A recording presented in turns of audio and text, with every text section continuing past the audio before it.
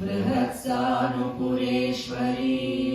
सेवे त्वां राधिके भक्त्या कृष्णभक्ति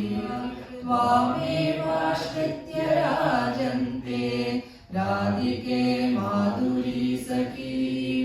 कृष्णप्रेम महाभाव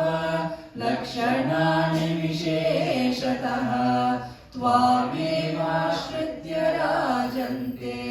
राधिके माधुरी सखी कृष्णभक्तिप्रदप्रेम स्फुरन् मृगविलोचना दीर्घश्यामलवेणीं च राधिकामनिशं भजे कृष्णभक्तिप्रदप्रेम स्फुरन् मृगविलोचना दीर्घश्यामलवेणीं च राधिकामनिशं भजे मृदुलाङ्गी मञ्जुवाणी माधुरी मधुभाषिणी मराळकामिनीं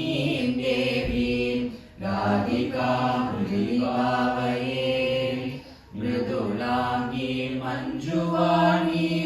माधुरी मधुभाषिणी मराळकामिनीं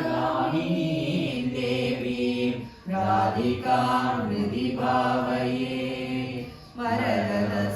मरकतस्तम्भसम्राज विद्युत्सौदामिनीं यथा कृष्णमाश्लिष्य तिष्ठन्तीं राधिकां शरणं भजे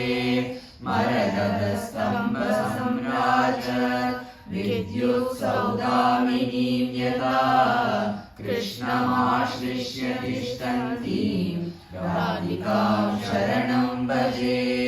पञ्चकं राधिका देव्यो प्रेम सौख्यप्रदायकं यः पठेदनिशं भक्त्या तस्य राधा प्रसीदति पञ्चकं राधिका देव्यो प्रेम सौख्यप्रदायकं यः पठेदनिशं भक्त्या तस्य राधा प्रसीदति।